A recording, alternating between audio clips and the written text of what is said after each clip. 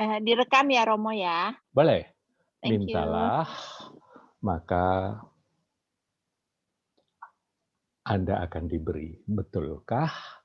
Apakah Anda yakin akan kata-kata Yesus yang ditulis dalam Injil Lukas ini?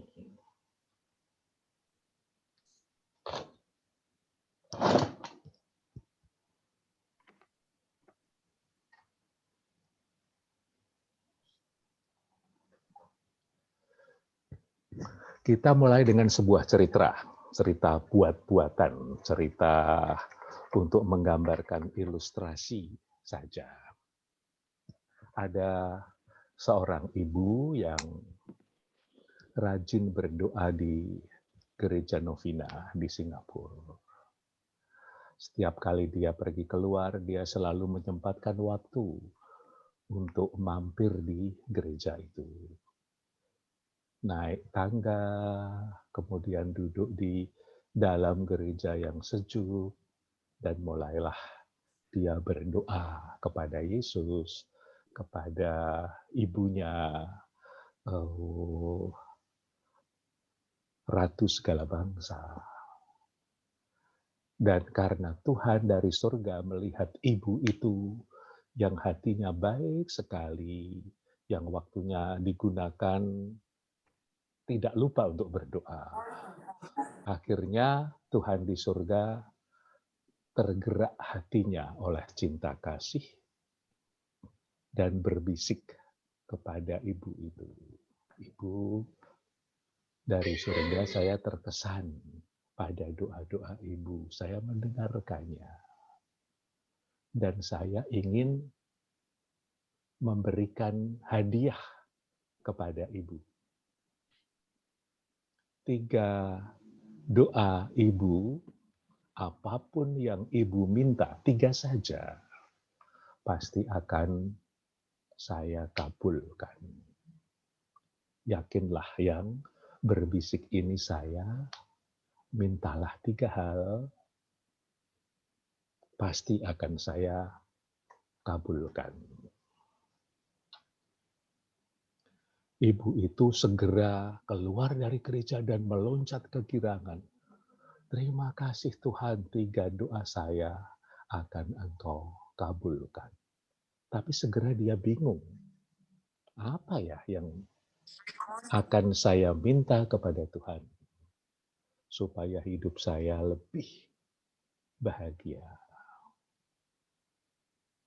Ibu ini tiba-tiba spontan berpikir, hari ini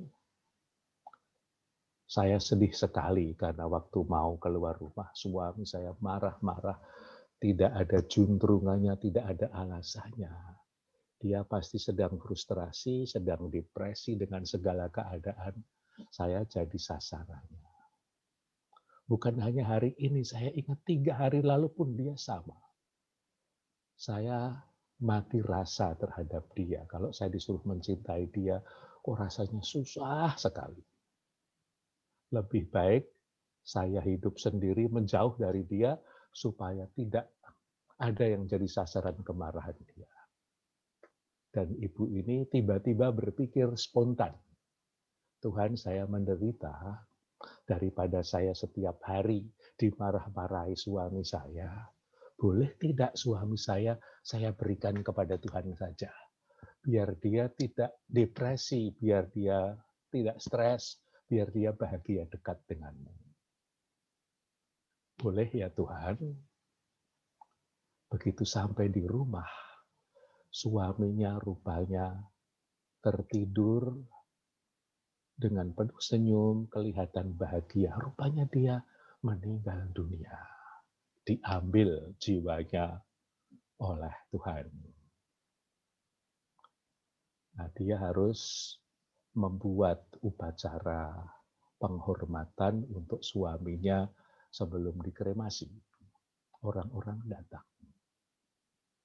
Setiap kali orang melihat suaminya yang sudah meninggal, orang mengatakan kebaikannya. Dia itu kalau kumpul-kumpul selalu mengatakan kebaikan istrinya pinter masak, istrinya itu sungguh merupakan berkat Tuhan baginya. Yang lain mengatakan bahwa dia orang yang sungguh baik hati. Dia tidak punya amat banyak uang, tetapi dia selalu membantu orang-orang yang mempunyai kebutuhan. Dia menyumbang gereja-gereja. Orang lain datang mengatakan yang baik lagi. Nah, sang istri ini mulai ragu-ragu. Loh, kok semua orang omong baik mengenai suami saya? Bisa jadi saya yang salah. Saya yang hanya memikirkan diri saya sendiri, perasaan saya yang sungguh tidak suka dimarahin setiap saat. Permintaan saya salah. Maka saya akan minta lagi kepada Tuhan. Permintaan pertama kan sudah dikabulkan. Permintaan kedua sekarang, Tuhan, saya menyesal permintaan saya salah. Apakah Tuhan berkenan membangunkan suami saya, membangkitkan dia dari kematian? Dia tunggu 1, 2, 3, 4, 5. Dan tiba-tiba jenggelek suaminya bangun dari kematian. Yang layak lari semua. Karena belum pernah ada kan orang meninggal bangun dari mati. Orang mau nyumbang, nggak jadi karena lari. Nah, sekarang permohonan kedua sudah dikabulkan. Tinggal permohonan yang satu ini yang belum dikabulkan Tuhan. Nah, kalau Anda jadi wanita tadi, kira-kira Anda minta apa? Anda minta apa? Silahkan Anda berpikir. Suara Anda bisa dibuka, lalu Anda katakan apa sih yang perlu dimohon kepada Tuhan? Tinggal satu ini yang pasti dikabulkan Tuhan.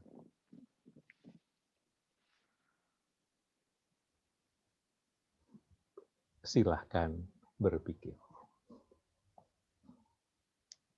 Emang ada jawaban benernya, Romo? Nggak tahu.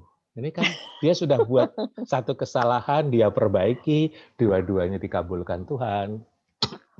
Sekarang tinggal satu. Apakah yang tepat kita minta? Dan apakah yang kita minta itu pasti dikabulkan Tuhan?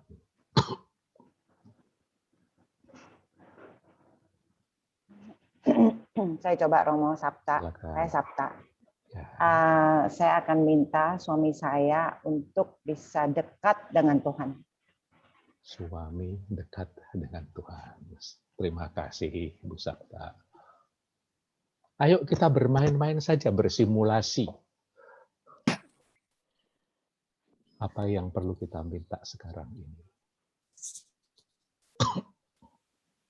Kalau saya, Romo, saya mintanya supaya Tuhan tuh memurnikan ego saya, Romo. Tuhan memurnikan ego. Apalagi silahkan. Saya Romo, Silahkan. kalau saya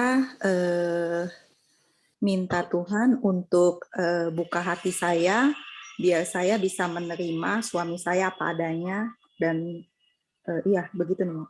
Baik. Bisa mencintai suami seperti lagu Just the Way You Are.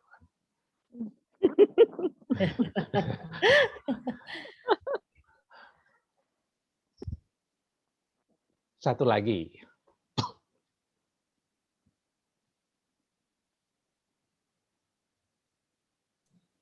Kalau saya, sorry ya, ini di luar lagi ada construction jadi agak ribut. Saya Nggak minta kedengeran. Roh Kudus. Minta Roh Kudus. Waduh, berarti sesi saya sudah berakhir ini karena itulah yang mau saya ajarkan. Nanti kita bahas. Kita minta Roh Kudus, dan Roh Kudus itu artinya apa sih? Terima kasih pada Anda yang sudah mengatakan apa yang sungguh kita butuhkan dalam doa kita.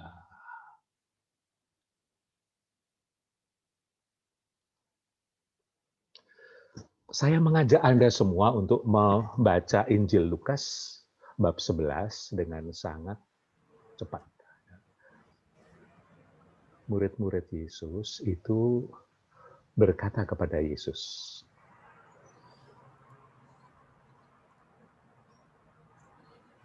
setelah Tuhan Yesus berdoa, kata murid-murid ini, Tuhan, ajarlah kami berdoa. Seperti yang diajarkan Yohanes kepada murid-muridnya. Lalu Yesus mengatakan doa Bapa kami. Tapi yang saya kutip ini Injil Lukas, Injil Matius lebih dekat dengan doa yang kita ucapkan.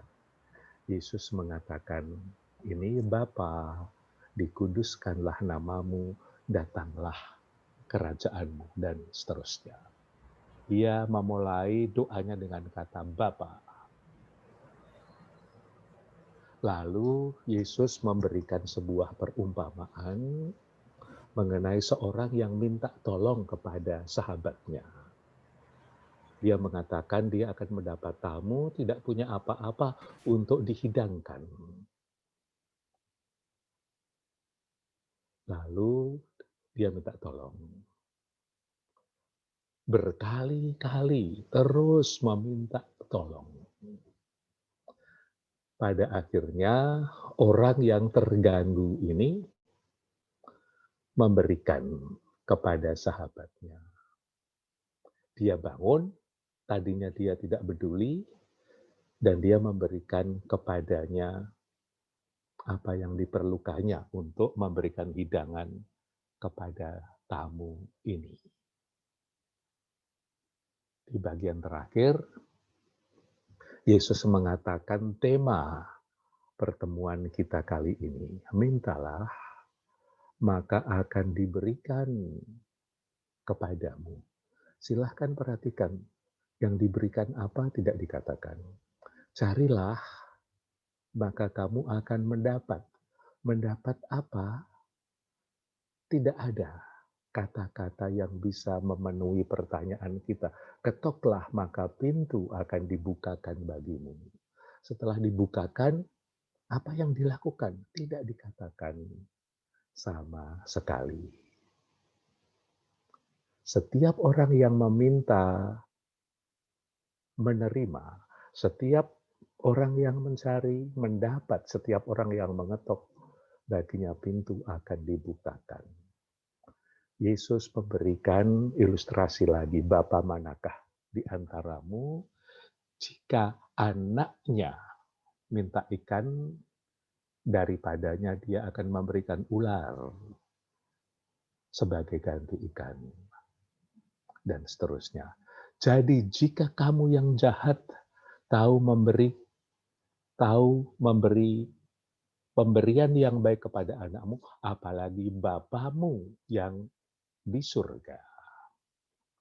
Nah, kesimpulannya, doa itu pertama-tama adalah sebuah relasi.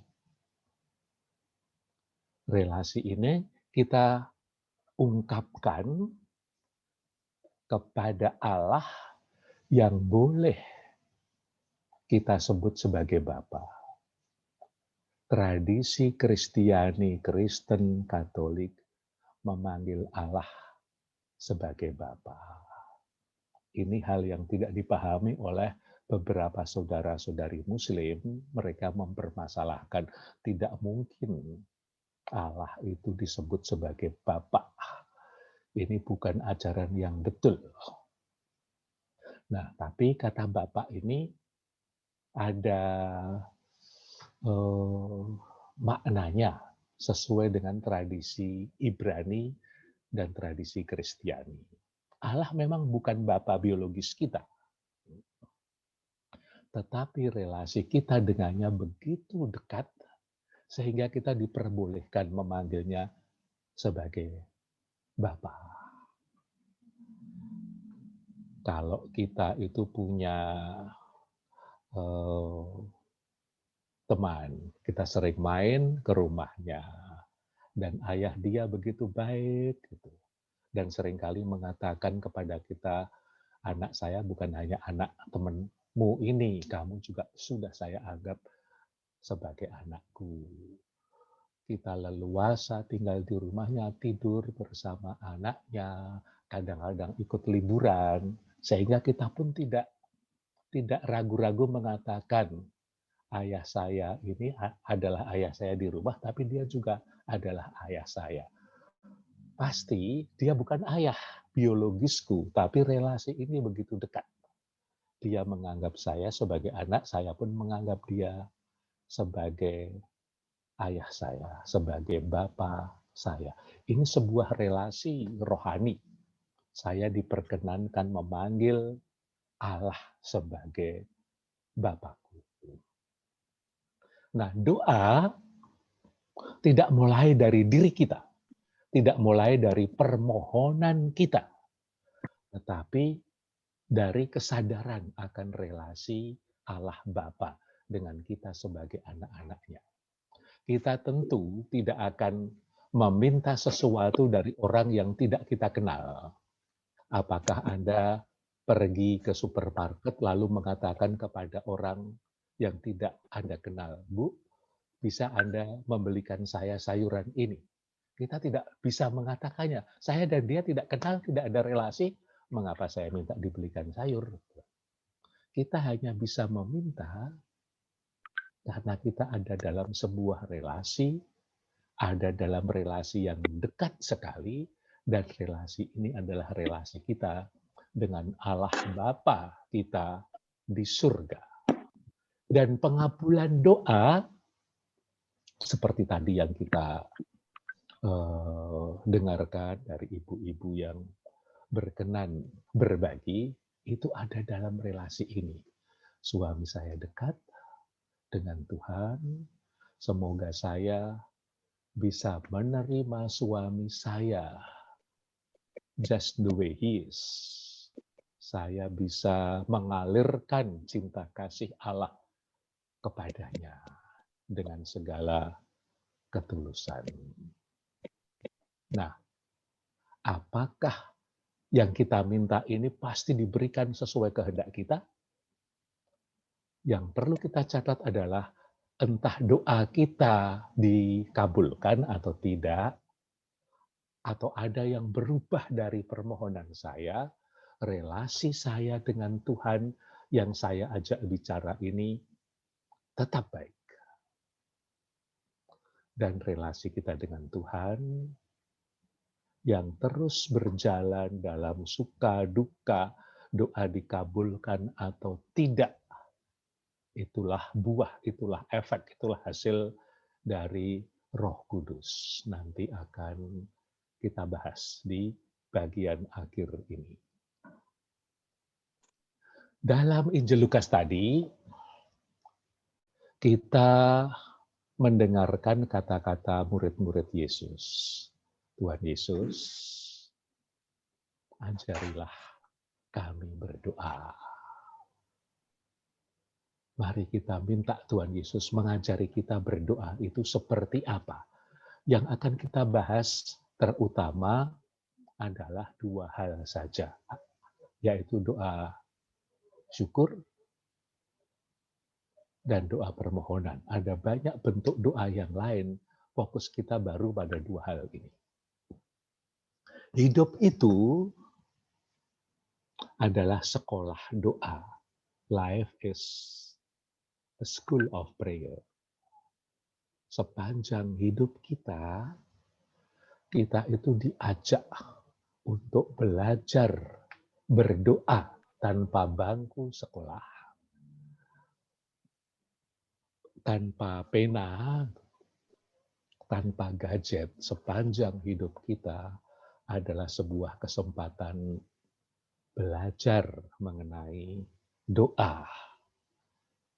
Seorang teman saya pernah bercerita bahwa ayahnya mengajarkan doa dengan cara yang sederhana.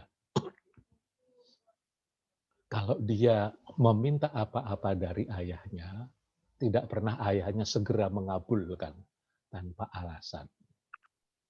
Selalu ayahnya mengatakan, "Nak, sabar ya." Gitu. Karena ayah harus minta izin dari Tuhan dan minta Tuhan mengabulkan keinginanmu. Kamu minta dibelikan sepeda. Papa hitung dulu uangnya cukup tidak. Dan Papa selalu mengatakan uangnya belum cukup, Nak. Tunggu ya sampai akhir bulan, Papa sungguh akan minta kepada Tuhan supaya Papa diberi rezeki. Supaya uang untuk beli sepeda cukup. Dan di akhir bulan, papanya datang lagi, Nak, Papa dapat bonus.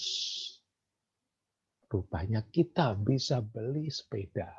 Tapi ayo kita berdoa bersama-sama kepada Tuhan. Berterima kasih karena permohonanmu punya sepeda dikabulkan. Dan mereka berdoa syukur bersama-sama. Itu pengalaman yang diceritakan anak itu pertama kali teman saya ini. Suatu saat di luar kota, waktu anak ini sekolah, dia mengatakan, saya biasa naik kendaraan umum. Kalau Papa punya rezeki, saya dibelikan motor dong. Papanya tidak segera mengabulkan permohonannya. Wah, kalau sekarang Papa harus membeli motor, itu baru bisa ngeredit. Papa tidak biasa berhutang untuk membeli kebutuhan yang seperti ini.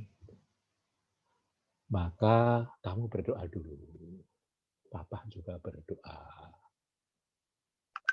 Lalu Papanya suatu saat mengatakan, tunggu sebentar ya, Nak. Papa belum cukup uangnya, tapi akan minta tolong kepada Tuhan memberikan apa yang kamu minta. Suatu hari setelah sekitar 2 bulan, papanya mengatakan, Papa baru saja diminta ceramah dan dapat honor.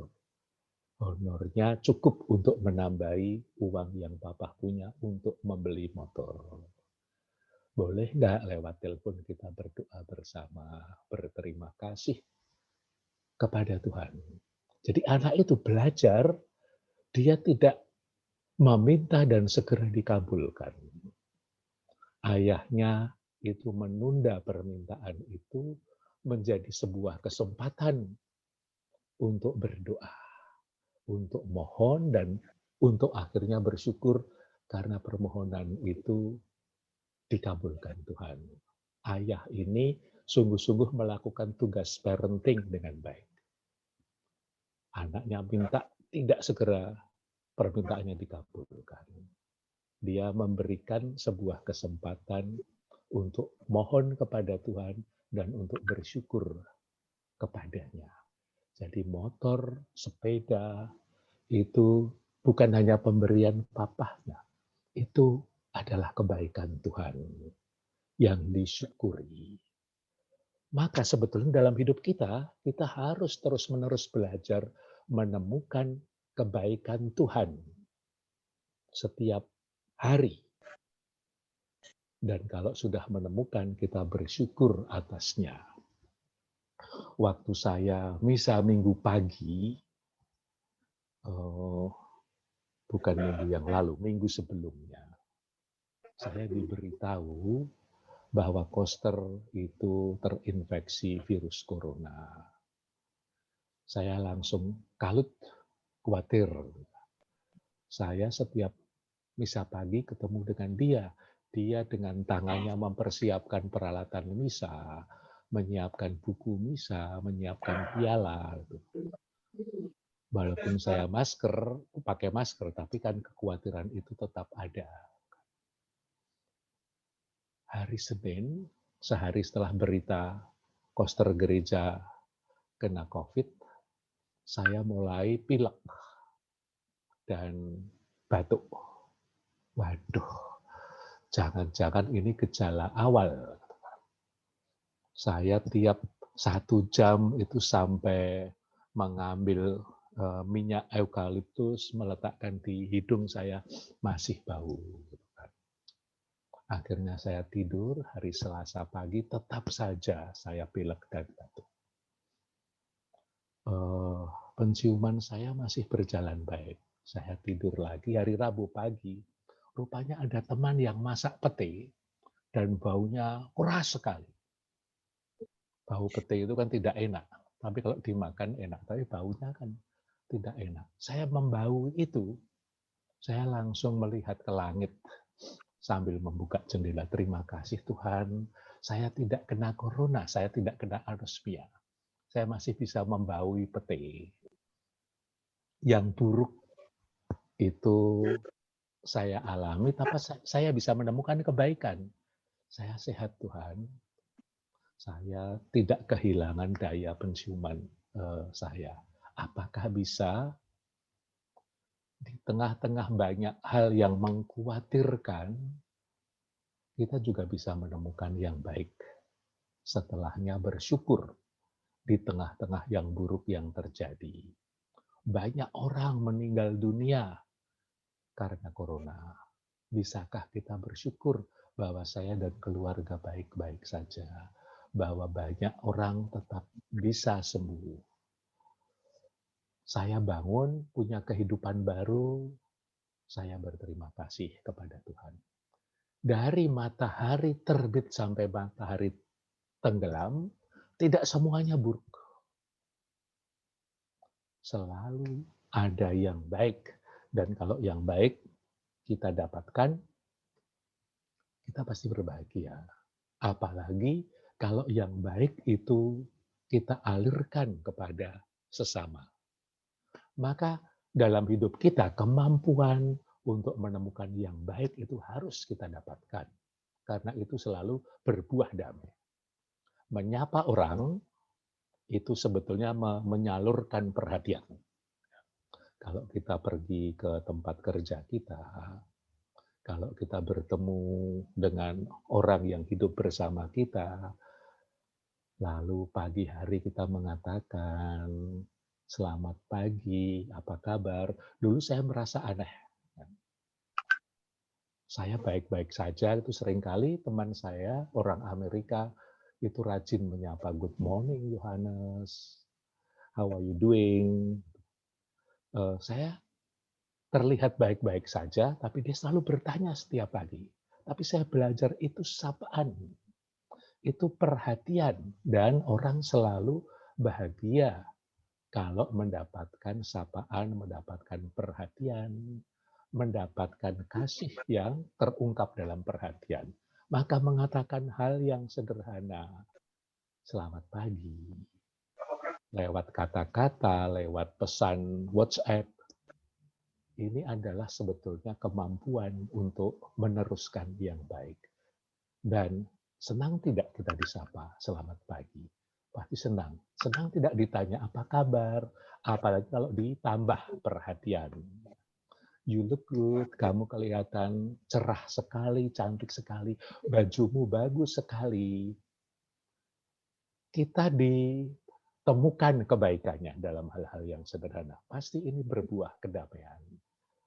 Apalagi kalau ditambahkan, nanti siang kamu makan apa? Aku boleh kirim ya makanan kepada kamu. Nah, kebaikan yang disalurkan ini akan berbuah kedamaian. Demikian juga dengan doa. Kalau kita bisa menemukan kebaikan Tuhan, lalu bersyukur, hati kita akan mendapatkan kedamaian. Coba bayangkan, Anda bangun pagi, tidak menemukan kebaikan apa-apa, tidak berterima kasih, masih hidup, masih bisa bernafas, masih bisa breakfast, masih bisa ngopi. Tapi Anda ganti semua kebaikan ini dengan kemarahan. Tidak ada yang baik. Semuanya menjengkelkan. Rumah tidak keruan. Pasangan hidup saya itu tidak memberikan rasa damai sama sekali. Kalau syukur atas kebaikan tidak ada, pasti kita tidak mendapatkan damai. mau tidur, yang kita lakukan paling dasar adalah menemukan kebaikan Tuhan dan bersyukur. Tuhan, saya sehat hari ini, terima kasih, syukur padamu. Saya tidak kekurangan apapun, saya makan kenyang, terima kasih Tuhan. Coba Anda ganti rasa syukur ini dengan kemarahan. Saya jengkel punya teman itu selalu omong buruk mengenai saya. Saya ingin beli sesuatu, kenapa duitnya kurang terus? Kenapa anak-anak saya nggak pernah mendengarkan dengan baik apa yang dikatakan mama, papa. Kalau yang kita pikirkan keburukan, apalagi sebelum tidur kita akan lebih susah. Karena kita jengkel, hati kita terpengaruh oleh rasa yang tidak nyaman ini, tidak ada damai dalam diri kita. Maka kemampuan menemukan kebaikan, bersyukur dalam doa, harus kita tumbuhkan dalam hidup kita. Kita menjadi orang yang positif, selalu terdorong untuk menemukan kebaikan. Walaupun kita tahu yang buruk itu banyak sekali dalam hidup kita. Kita ini seperti gandum yang tumbuh di antara ilalang-ilalang. Gandum ini harus terus tumbuh, walaupun ilalang belum dicabut Tuhan. Kita akan dicabut bersama-sama. Tapi setidak-tidaknya gandum ini tetap hidup baik, hidup subur dengan pupuk syukur kepada Tuhan karena menemukan kebaikannya. Nah, pertumbuhan rohani kita berasal dari kemampuan menemukan kebaikan, bersyukur, memuji Tuhan. Kita latih saja dalam hidup kita sehari-hari.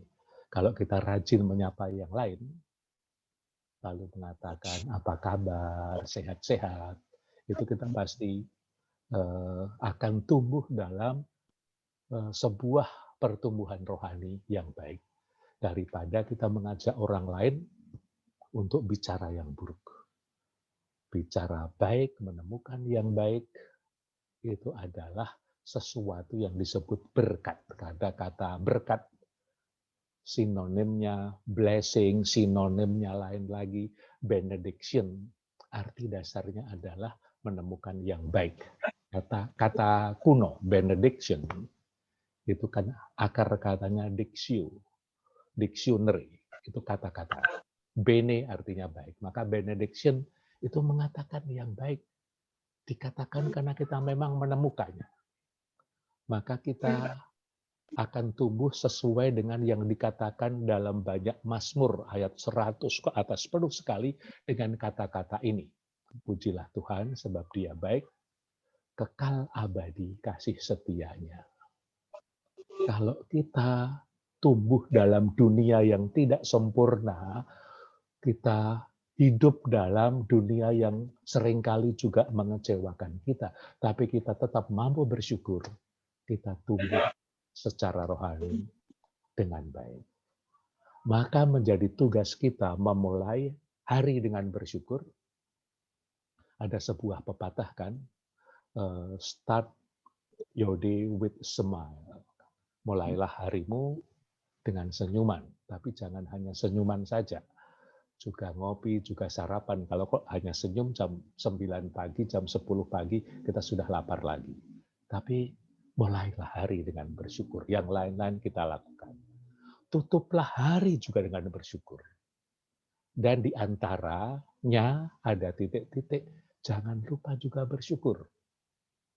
Kalau mau makan, buatlah doa singkat, hanya sebuah syukur yang sederhana saja. Jangan panjang-panjang.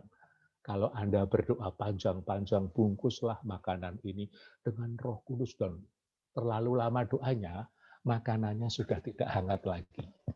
Maka doa sederhana sebelum makan itu merupakan hal yang membuat hati kita semakin bahagia karena mampu bersyukur. Nah, sekarang setelah bersyukur kita bertanya mengenai doa permohonan. Sering kita ditanya, Dan ini pertanyaan khas orang Katolik, apa resepnya supaya doa permohonan kita dikabulkan? Doa berkali-kali sampai 9 kali yang disebut novena, apa ini membantu pengabulan doa kita? Apakah ziarah bahkan yang berat seperti yang dilakukan di Spanyol, berjalan dari kota ke kota, apakah itu akan membantu pengabulan doa kita? Apakah puasa juga akan membantu pengabulan doa kita? Apakah menerima sakramen tobat itu juga akan makin membantu agar doa kita dikabulkan? Sebetulnya Injil Lukas tidak pertama-tama bicara mengenai pengabulan doa. Tetapi sekali lagi, Injil ini bicara mengenai relasi dengan Tuhan. Kita boleh meminta, tetapi apakah yang diminta pasti dikabulkan? Mintalah, kamu akan diberi. Kalau itu dipahami dengan sederhana, alangkah nikmatnya hidup ini Tuhan. Saya butuh uang 1 miliar 1 triliun rupiah. Tuhan kan bilang, mintalah akan diberi, langsung blek dari langit, ada uang. 100 juta, 1 miliar, 1 triliun. Enak sekali bukan? Apakah kita mengetuk dan pintu dibukakan? Iya, pintu dibukakan. Tapi setelah itu, Tuhan mau buat apa kepada kita? Maka yang penting adalah bahwa kita meminta, tetapi apakah doa kita akan dikabulkan? Ada banyak hal yang mempengaruhi. Kita tentu tidak akan menjadi seperti preman yang mengancam Tuhan. Tuhan, kalau Anda tidak mengabulkan, awas ya. Tapi kita itu berdoa kepada Tuhan yang kita percayai. Maka kita berani menyapa dia sebagai Bapa. Bapa yang tahu segala kehendak anaknya. Bapa yang meminta kita bersabar. Bapa yang meminta kita punya iman yang teguh karena situasinya sulit. Jadi pengabulan doa adalah bagian dari misteri kehidupan kita. Setahun lalu kita minta Tuhan, bebaskan kami dari yang jahat, bebaskan kami dari pandemi ini, virus corona segera cepat berlalu. Sudah 1 tahun lebih. Virus ini tetap ada. Lalu muncul perkataan new normal. Kita harus hidup meneruskan kehidupan dengan cara yang baru. Pakai masker terus, jaga jarak, mencuci tangan. Itu yang disebut new normal. Ini pasti bukan sesuatu yang baru. Karena kita tetap makan, kita tetap harus bicara, kita tetap harus mempercantik diri kita. Kita lakukan yang biasa kita lakukan. Tapi memang ada sesuatu yang new. Kalau Anda Zoom seperti ini, Anda tetap harus memakai pakaian yang rapi. Tetapi bapak-bapak itu ada yang rapat dengan pakaian yang rapi, pakai jas, pakai dasi, tapi pakai celana pendek. Tidak terlihat apakah ini normal, pasti tidak normal. Tetapi itulah yang new. Tapi juga tidak semuanya new. Ada yang tetap kita lanjutkan. Nah, dalam masa new normal akhirnya kita sadar bahwa rupanya virus tidak akan lewat. Mari kita ganti cara menghadapinya dengan imunitas yang kuat. Maka kita diberi vaksin, kita diberi booster, kita harus makan suplemen vitamin C, D3, zinc, K2. Manusia diminta bekerja sama dengan Tuhan. Kita diberi akal sehat, diminta untuk ikut serta mengatasi pandemi ini. Tetapi dalam segala hal tadi, relasi kita dengan Tuhan tidak tergoncangkan. Iman kita itu lemah. Kalau kita minta, Tuhan, saya lagi pengen mobil. Mudah-mudahan tahun depan saya bisa beli mobil. Kalau de facto nggak bisa beli mobil, Tuhan lalu kita tolak. Tidak kita percayai lagi. Jadi Tuhan menjadi seperti sang pemberi yang mengikuti keinginan kita karena kita mengancamnya. Awas kalau tidak diberi. Maka doa permohonan sebetulnya punya sebuah dasar, yaitu apa yang dikatakan Bunda Maria, let it be. Terjadilah padaku bukan seperti yang ku kehendaki, terjadilah kehendak-Mu. Aku percaya padamu, aku akan mengusahakan yang terbaik, tapi yang ku minta itu tetap ada di dalam lingkup kehendak-Mu. Aku terbuka ya Tuhan, aku tetap percaya kepadamu.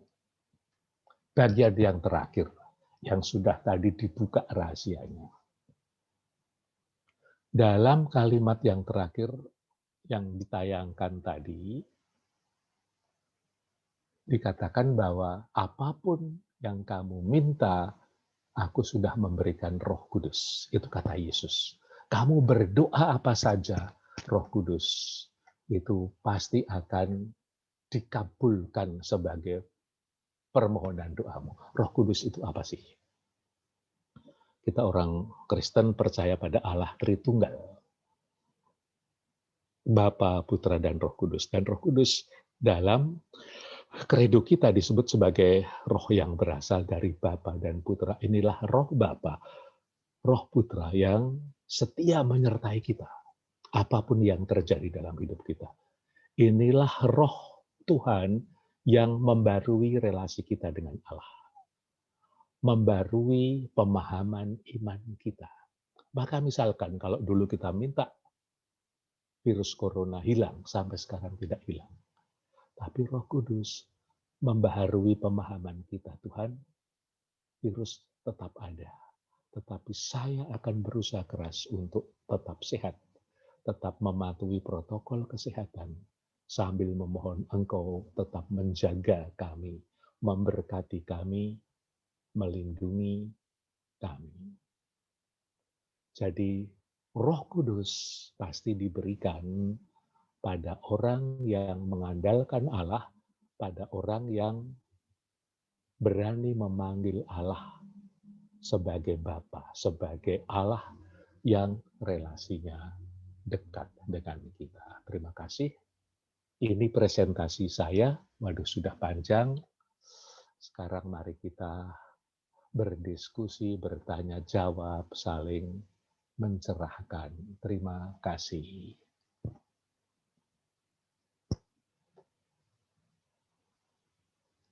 Thank you, Romo. Sama-sama. Kalau ada yang mau memberi kesaksian, ada yang mau bertanya, silakan. Jadi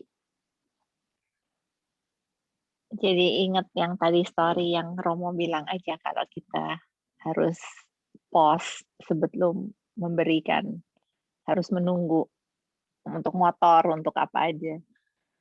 Nggak instan ya, Romo. Iya, sungguh dalam rangka parenting, kalau kita punya cucu, punya anak yang masih kecil, jangan pernah memberikan sesuatu dengan instan. Karena kita punya waktu sebenarnya untuk melakukan parenting dalam hal doa, mendidik anak bahwa yang dia dapatkan bukan karena mama, oma, papa, opa baik, tapi karena Tuhan baik. Dan Tuhan yang baik ini memberikan yang kamu minta lewat oma, opa, lewat mama, papa. Di anak diberi sebuah pengalaman. Tuhan yang memberikan lewat orang tua saya. Iya Romo, terima kasih sekali atas cerita itu. Cerita itu juga saya catat buat cucu nanti. Anak udah gede Kak Romo. Iya, iya. Saya sukanya bukan cuman kita menahan waktu untuk memberi anak-anak apa yang mereka minta. Saya suka waktu Romo bilang, waktu sudah tersedia dan mau diberikan, itu ada alasannya itu. Walaupun saya nggak tahu alasan itu dibuat-buat atau tidak gitu ya, tapi itu bagus, itu mengarahkan anak itu untuk bahwa menyadari bahwa itu diberi oleh Tuhan. Seperti bilang, oh saya dapat bonus, saya dapat ini kerjaan tambahan gitu ya. Itu tuh sehingga kita bisa beli ini. Walaupun misalnya itu cerita tidak benar, tapi saya rasa setiap kali kita menahan untuk memberi kepada anak-anak, untuk mengajari mereka, itu kita memberikan satu alasan juga bahwa itu karena Tuhan gitu. Jadi bukan cuma menahan, memberi mereka belajar tidak dapat sesuatu segera gitu. Tapi ada intinya ya, ada bahwa itu dari Tuhan. Terima kasih Romo pencerahannya. Teman saya sudah 61 tahun, tapi cerita tadi masih dia ingat kan. Jadi bayangkan setengah abad lebih cerita pengalaman itu dia dapatkan. Waktu dia kecil, dia diajari ayahnya untuk berterima kasih kepada Tuhan kalau dia mendapatkan sesuatu. Bahkan sebelum beli sepeda pun dia diajak mampir ke gereja. Akhirnya permohonanmu dikabulkan Tuhan. Yuk kita sama-sama ke gereja dulu sebelum beli sepedanya. Bayangkan, ini pengalaman lebih 50 tahun masih diingat oleh teman saya. Jadi apa aja yang dia minta pokoknya ya, jadi bukan dari kita ya, dari Tuhan ya untuk terutama yang itu. besar-besar. Kalau dia minta makan, Iya. diminta bersabar 1 hari sudah pingsan. Ya.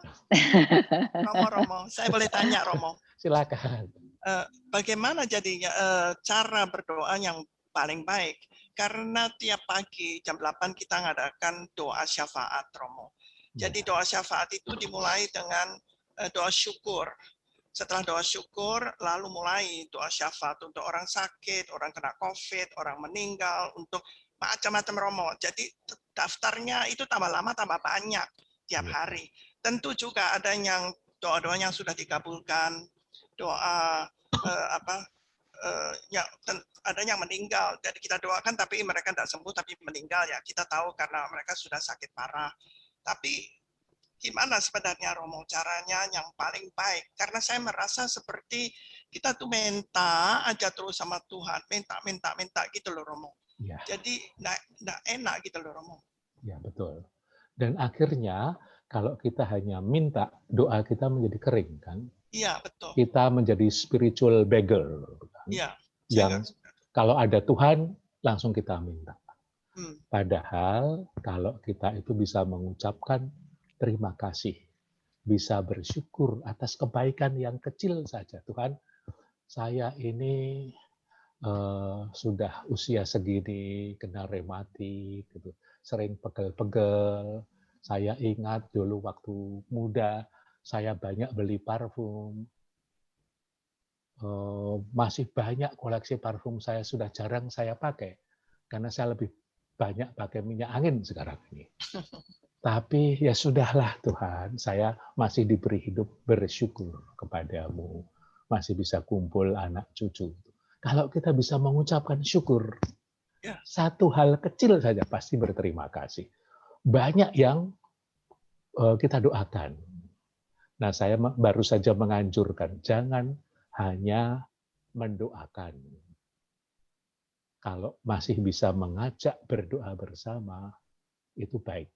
Seringkali kalau kita menelpon orang, kita mengatakan saya akan mendoakan kamu.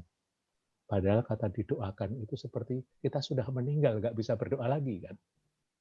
Lalu didoakan, orang Muslim mengatakan disolatkan, karena sudah nggak bisa sholat sendiri kan. Paling baik bahwa doa kita itu menjadi sebuah doa penyertaan yang didoakan juga tahu. bahwa dia didoakan. Keluarganya yang butuh diteguhkan juga tahu. Maka kecuali meminta. Karena meminta itu sesuatu yang spontan. Kan?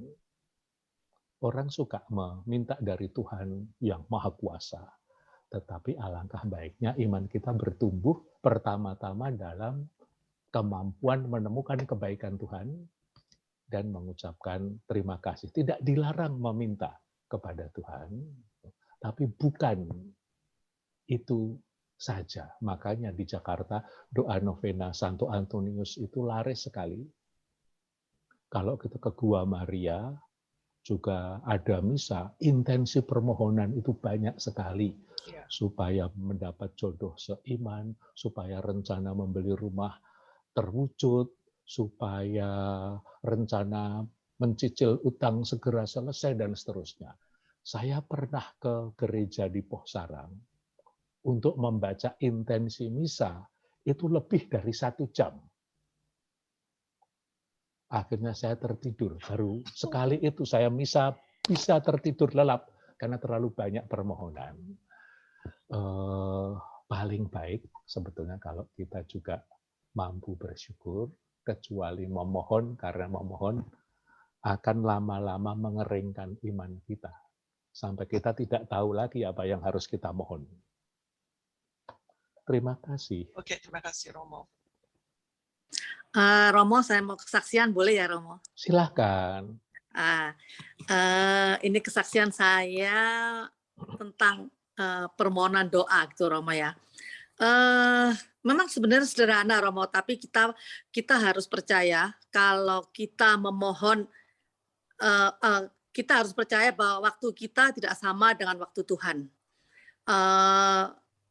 Saya waktu masih kuliah itu Romo, ya karena masih kuliah Romo ya, kita kan belum bekerja, jadi belum punya uang gitu kan. Waktu saya kuliah, saya tuh pengen sekali sesuatu hal yang sangat kecil sebenarnya Romo, tapi sangat saya butuhkan, yaitu saya kepengen jam tangan gitu Romo. Saya berdoa sama Tuhan, Tuhan saya pengen jam tangan, tapi saya nggak bisa beli karena saya belum bekerja, karena saya masih kuliah. Dan saya nggak mungkin minta ke orang tua saya, karena jam tangan menurut orang tua saya itu bukan sesuatu yang apa namanya yang penting gitu ya Romo ya. Jadi kalau mau buku-buku pelajaran orang tua saya akan pasti beliin gitu kan. Oke, saya nggak apa-apa. Saya tetap berdoa, saya tetap memohon kepada Tuhan. Dan memang waktu Tuhan adalah tidak sama dengan waktu kita. Setelah saya lulus kuliah, saya sekian tahun kemudian saya bekerja, baru saya bekerja itu pun selama setahun saya masih belum bisa itu Romo beli arloji, beli jam tangan itu. Karena ya mungkin dengan gaji yang yang kecil gitu Romo ya, mungkin belum ada apa namanya, ada dana untuk itu. Tapi Tuhan itu tetap mendengar permohonan saya. Setelah saya bekerja selama setahun, Tuhan kasih itu Romo. Saya bisa membeli jam tangan dan itu saya sungguh sangat bahagia sekali. Walaupun sudah sekian tahun, tapi saya masih membutuhkan barang itu. Dan Tuhan kasih. Itu yang membuat saya benar-benar percaya bahwa apa yang kita minta pasti dikasih sama Tuhan, tapi memang waktu Tuhan tidak sama dengan waktu kita. Sama dengan kalau kita minta ke orang tua gitu Romo ya, yang tadi Romo katakan bahwa kalau kita minta enggak mungkin orang tua akan langsung kasih. Jadi akan ada beberapa pertimbangan, bukan berarti orang tua tidak mau memberikan kepada kita, tapi ya memang banyak pertimbangan begitu Romo. Dan saya percaya bahwa setiap permohonan kita tuh pasti Tuhan kabulkan, walaupun kita minta sekarang nggak dikasih sekarang, karena kita harus percaya adalah waktu Tuhan adalah tidak sama dengan waktu kita. Itu aja sih Romo, kesaksian saya yang membuat ya saya jadi jadi selalu bersyukur begitu Tuhan, begitu Romo. Jadi apa yang selalu saya minta, Tuhan pasti kasih walaupun tidak dikasih hari ini juga. Ya, itu aja sih Romo kesaksian saya. Terima kasih Romo. Terima kasih.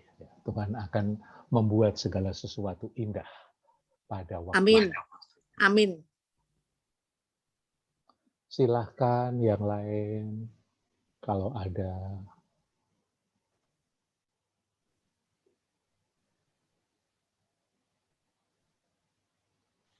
Romo, Silakan. memohon Roh Kudus dalam hidup kita untuk itu sebenarnya amat sangat membutuhkan keberanian.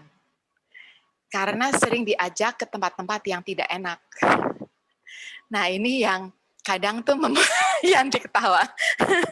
Nah, ini yang kadang tuh memang sulit ya.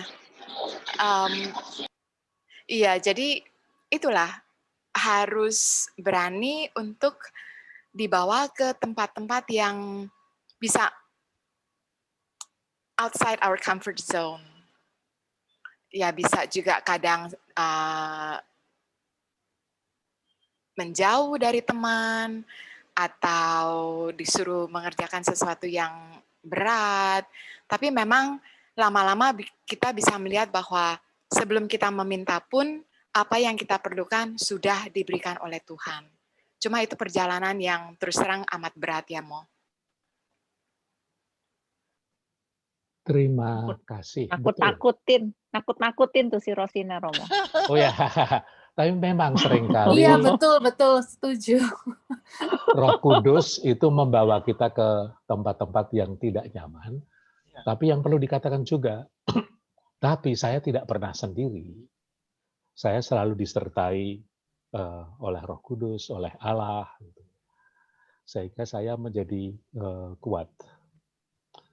Orang Katolik sebenarnya punya doa bagus, mohon karunia Roh Kudus kan. Veni Spiritus Sanctus. Ya. Datanglah Roh Kudus, baruilah hati umatmu. Kita selalu minta hati kita dibarui. Karena kalau kita disertai Allah kan pasti ada sesuatu yang baru. Saya cerita Anda yang ringan-ringan aja. Saya begitu selesai dengan rasa syukur yang mendalam karena koster gereja kena COVID. Saya sempat mengeluarkan gejala kayak kena COVID, tapi rupanya saya sehat. Kebetulan saya lihat ada wine mereknya Coroado Espiritu Santo. Ini Corona atau mahkota Roh Kudus. Langsung saya ambil. Saya bersyukur kepada Tuhan sambil minum wine Roh Kudus. Penuh syukur, agak keliengan sedikit, gitu. Tetapi gembira. Jadi ada perasaan tenang kalau kita dibawa ke tempat-tempat yang tidak nyaman, yang berbeda dengan ekspektasi kita, tapi tetap disertai dengan Tuhan. Karena yang kita minta tidak selalu dikabulkan Tuhan sesuai keinginan kita. Seorang anak minta kepada Tuhan, Tuhan berilah aku suami yang nggak usah kerja keras, tinggal mengipas-ngipas saja sudah uangnya datang. Dia diberi suami, tapi ya yang kerjanya ngipas-ngipas kan tukang sate kan, ya suaminya tukang sate.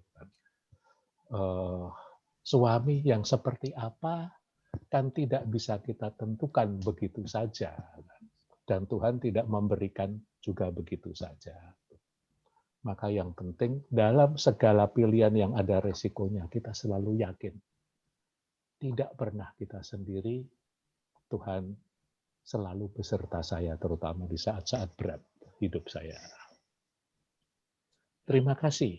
Sebentar, Romo. Apakah itu perjalanan yang berat itu merupakan suatu ujian atau testing yang untuk menumbuhkan iman? Ya. Apa betul itu, Romo? Jadi yang berat itu selalu pasti akan ada dalam hidup kita. Kalau Anda itu ditanya, apakah Anda mau hidup Anda itu tidak ada yang berat, semuanya serba bahagia, tidak ada yang sakit, Tidak ada dosa sama sekali dalam kehidupan Anda. Kalau Anda ditawari seperti itu, Anda akan cenderung mengatakan, ya, Tuhan, saya ingin hidup saya baik-baik saja, tidak ada bebannya, semuanya serba baik. Saya jadi malaikat yang hanya menjumpai yang baik. Kalau Anda ditawari, pasti Anda mau. Tapi hati-hati. Gitu. Kalau sudah tidak ada yang buruk dalam hidup, kita sudah siap dipanggil Tuhan. Karena di dunia pasti ada banyak hal yang buruk. Ada banyak hal yang tidak nyaman. Kita seringkali dibawa ke tempat-tempat yang tidak nyaman. Misalkan saja, Anda ingin sehat, kan? Anda ditawari makan. Mau makan yang sehat, atau mau makan yang ada samcan-samcannya dikit. Pasti kita milih yang ada resikonya, kalau kita mengambilnya terlalu sering. Jadi, yang buruk dalam hidup itu selalu ada. Maka kalau kita mengalaminya, ya kita mohon supaya ini menjadi saat pemurnian bagi kita. Menjadi saat untuk belajar kuat lagi. Kita mau semua orang hidup bersama kita, tapi orang-orang yang usianya tua pasti akan dipanggil Tuhan. Suatu saat kita juga akan dipanggil Tuhan. Tapi dalam semua saat yang tidak nyaman, kita tetap disertai Tuhan. Terima kasih, Romo. Saya yakin bakal ketemu lagi nanti di surga, Romo, karena saya bakal ke surga. Ya, betul. Udah siap sepatunya, Romo? Ya, iya betul. Saya kalau melayat lihat bapak-bapak, itu kan, lalu di tangannya ada kaos tangan, kan? Saya selalu ingat orang laki-laki pakai kaos tangan itu kan waktu dia jadi Dirijen Kur, kan, supaya bisa dilihat oleh orang-orang yang diberi aba-aba dan waktu meninggal dunia. Bapak-bapak yang ada di sini jangan beli kaos tangan dulu lah, gitu. Biar disediakan orang lain. Tapi cara terbaik untuk menyiapkan kematian adalah hidup sebaik-baiknya. Dan tidak usah memikirkan kematian, itu waktunya Tuhan. Kita siapkan hidup kita sebaik-baiknya dengan berbuat baik. Ibu saya mengajari saya, usianya kan sampai 91 tahun. Saya tanya, kok Ibu kepengen meninggal dunia enggak? Ya kepengen. Gitu. Tapi saya tuh hanya berdoa. Tapi kalau saya dipanggil Tuhan, saya mempersilahkan Tuhan. Tuhan, saya masih repot ngurusin cucu-cucu, panggil yang lain dulu. Dan betul loh, yang lain dipanggil Tuhan terlebih dulu, sampai akhirnya dia kesepian di masa tuanya, sudah nggak punya teman, kecuali anak-anaknya sendiri. Maka kalau Anda mendengarkan suara Tuhan, aku memanggil engkau Yanti, Tuhan, saya masih repot ini ngurusin roti keto ini, yang lain dulu deh. Iya. Aduh. Romo, saya interupsi sebentar ya. Mau ada Silakan. persembahan kasih. Ada slide-nya, Lydia, tolong.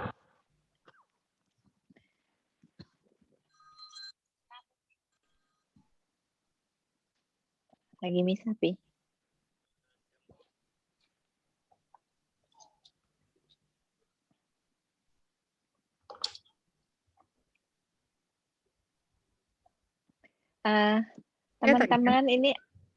Teman-teman ini ada love offering yang mau dikumpulkan untuk suster ya, Lid. Do you know which one? Love offering hari ini kalau nggak salah untuk fasilitas isoman di Jogja. Karena kapasitas hospital di Jogja, tadi seperti yang Romo menjelaskan bahwa COVID ini kan sekarang memburuk di Jakarta. Jadi love offering 2 minggu yang lalu kita kumpulkan untuk yang di Jakarta, Wisma Samadhi. Yang kali ini adalah untuk yang di Jogja, yang dikelola oleh Romo Effendi di Jogja. Iya. Terima kasih untuk support-nya. Tolong screenshot ya.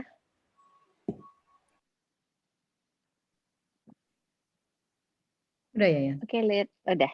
Thank you. Sudah, Romo, interupsinya, Romo. Ya, baik. 1-2 orang lagi, lalu. Saya coba mau sharing ya, Romo. Oh, silahkan. Saya Ben dari Surabaya. Saya mengalami juga harus terpuruk sampai roller coaster sampai di bawah dulu, baru di situ saya dibentuk sama Tuhan. Jadi saya bisa belajar lagi. Khususnya selama pandemi ini saya bisa belajar banyak, Romo. Tadinya saya nggak tahu karena sibuk bekerja terus sampai Tuhan memanggil, dan 5 tahun saya dibentuk seperti itu, dan saya jadi lebih memahami apa kata Romo hari ini karena saya juga sudah mengalami itu, dan saya bersyukur, dan saya diajarin bersyukur juga selama ini. Akhirnya saya jadi lebih tahu bagaimana bisa berkomunikasi lagi dengan Tuhan dengan bantuan Roh Kudus, bisa Lectio Divina, bisa belajar Lectio Divina dan sebagainya. Jadi hari ini pun saya belajar banyak mengenai doa dan bersyukur, dan memang saya terus belajar gimana caranya supaya doa saya itu lebih intim sama Tuhan, dan saya belajar lagi hari ini. Terima kasih banyak, Romo.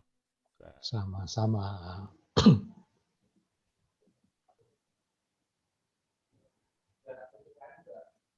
Videonya mati ya, Romo?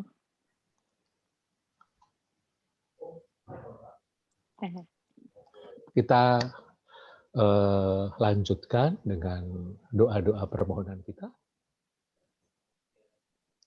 Mari kita berdoa. Bapa di surga, kami sungguh mengetuk pintu hatimu. Kami percaya pintu surga akan dibuka untuk mendengarkan doa-doa kami. Bapa di surga, kami berdoa mohon kesembuhan bagi Uskup Agats, Monsinyur Murwito, yang pada saat ini sedang mengalami saat kritis karena COVID. Semoga Engkau berkenan menyembuhkannya. Berkatilah para dokter dan semua orang yang merawatnya, agar mereka Kau pakai sebagai alat bagi mukjizat penyembuhan-Mu. Kami berdoa untuk mereka yang meninggal pada masa pandemi ini.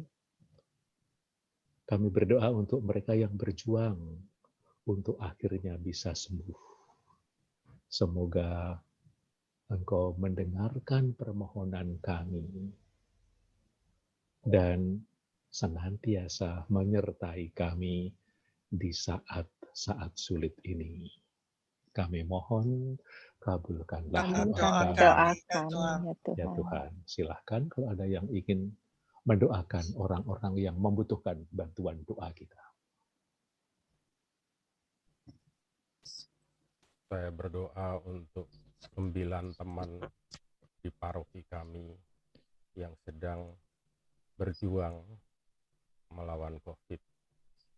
Semoga Allah Bapa di surga berkenan mengkaruniakan kesembuhan dan penyertaan dalam isoman mereka. Kami mohon. Kabulkanlah doa kami, ya Tuhan. Ya Bapa, kami mohon bantuan-Mu atas 2 pasien ini, Rusi Wong dan Ibu Wanwa yang sudah menderita sakit kanker stadium 4 dan sudah tidak bisa diobati lagi. Jadi kami mohon bantuan-Mu ya Bapa, supaya mereka sudah siap untuk menghadap Engkau. Kami mohon. Kabulkanlah doa kami ya Tuhan. Ya Bapa yang di surga, kami ingin berdoa untuk korban-korban bencana alam, banjir di Eropa, di Jepang, di China, dan juga kebakaran-kebakaran di Amerika dan di Kanada. Kami ingin berdoa semoga kesadaran kami atas bencana alam, dan akibat-akibat manusia yang tidak menjaga alam semesta.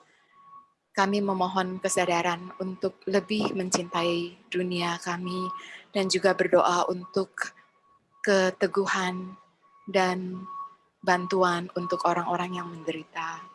Kami mohon. Kabulkanlah doa kami, ya Tuhan. Ya Tuhan, saya berdoa untuk anak saya yang sedang mempersiapkan untuk apply masuk university. Semoga Kau lancarkan semuanya dan Kau berikan sekolah yang terbaik untuk anak saya.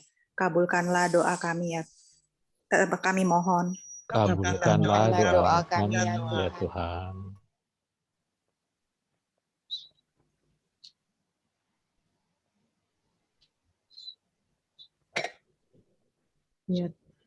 Ya Tuhan, terima kasih atas segala yang Kau berikan kepada kami.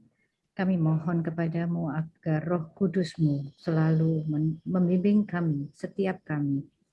Dan aku mohon kepadamu ya Tuhan, datanglah pula pada setiap orang yang saat ini sedang ketakutan, sedang dalam ketidakpastian, yang sedang menderita. Tolonglah ya Tuhan, kurniakanlah rahmat-Mu agar supaya mereka dapat melihat Engkau di dalam kehidupan mereka. Terima kasih ya Tuhan. Terima kasih atas segala yang Kau berikan kepada setiap kami di sini.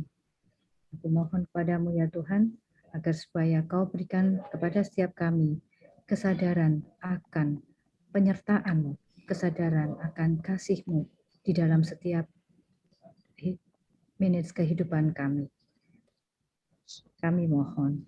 Kabulkanlah doa kami ya Tuhan. Ya Bapa di surga, kami juga ingin berdoa untuk Bapak Paulus dan Romo, semua para suster, hamba Tuhan yang melayani di gereja, pewarta.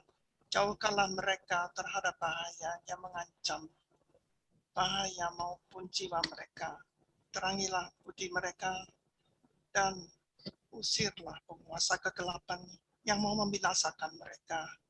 Anugerahkanlah mereka semangat, kemurnian, ketabahan, rendah hati, dan sabar. Kami juga berdoa semoga semua orang yang mengakui namamu bersatu di dalam gereja yang satu, yang Kau dirikan. Dan semoga semua saudara yang beriman kembali kepadamu.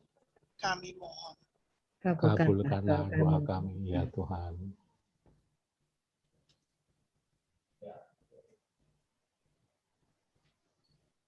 Bapa di surga, di masa pandemi ini, kami semua menjadi sakit, bukan hanya secara fisik, tetapi ada yang sakit, ada yang menjadi takut dan khawatir dalam kehidupan kami. Ajarilah kami untuk menjadi orang yang sakit, yang terluka, tetapi tetap mampu menjadi berkat-Mu. Jadikanlah kami wounded healer yang terluka tetapi tetap mampu menyembuhkan, yang berkekurangan tapi mampu menjadi berkat. Ajarilah kami untuk terus-menerus berdoa. Marilah kita berdoa sebagaimana diajarkan oleh Tuhan Yesus. Bapa kami yang ada di surga, dimuliakanlah namamu, datanglah kerajaanmu, jadilah kehendak-Mu di atas bumi seperti di dalam surga. Berilah kami rezeki pada hari ini, dan ampunilah kesalahan kami, seperti kami pun mengampuni yang bersalah kepada kami, dan janganlah masukkan kami ke dalam percobaan, tetapi bebaskanlah kami dari yang jahat. Kita berdoa, Salam Maria, Salam Maria, penuh rahmat.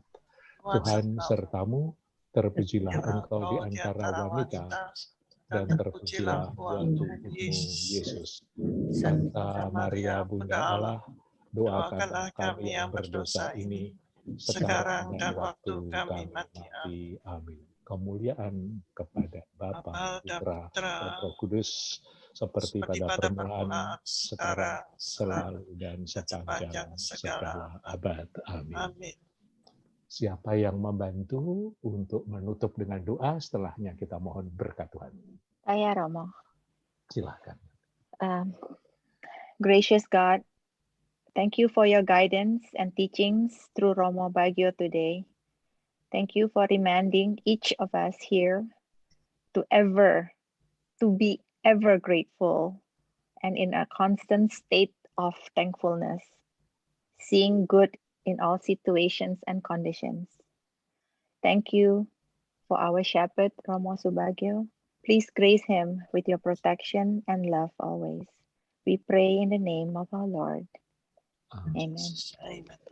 Semoga kita semua, orang-orang yang kita cintai, keluarga kita, senantiasa diberkati oleh Tuhan. Dan berkat-Nya melindungi kita semua, Bapa, Putra, dan Roh Kudus. Amin. Amin. Terima kasih Romo. Salam sehat. Terima kasih Romo. Terima Salam kasih sehat. Romo. Thank you, Romo. Terima kasih Yanti. Selamat pagi teman-teman. Thank you, everyone. Terima kasih Yanti. Thank you for Terima all the kasih, sharing. Thank you, Yanti. Kasihan, thanks Lid. Thank you. Thank you, God. Nah, Romo udah hilang. Oke. Ros, lu deh. Lu nembak aja. But it's beautiful. Ya, The bagus journey sekali is Romo ini. always beautiful. Ya, always calm, very gentle gitu ya, nyenengin banget. Itu tadi Ngalamin. Tahu nggak yang namanya opposite attract? Heeh. Gua kan ramenya kayak gini. Nah, dapat Romonya selalu yang kalem-kalem. You kenal dari mana sih Yanti, Romo ini? Gua kenal udah lama sekali ya. Dia tuh dulu Fikjan loh, lagi gua baru-baru kenal. Ya.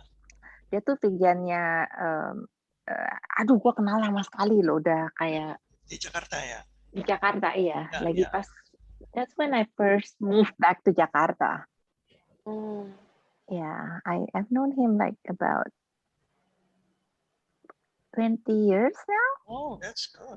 Very long, yeah, very ini long. bukan ini Romo yang suka foto itu ya, Iya. Terus udah gitu tahu dia tuh tukang foto, suka foto. Jadi lu Terus habis itu pas suka deh. minum Iya, wine gitu. Jadi habis itu dah. ya jadi pas gitu. Kita tuh foto hunting sama-sama, Ini- minum. Ini sambil masih recording loh. Ups. Stop tuh. Stop dulu.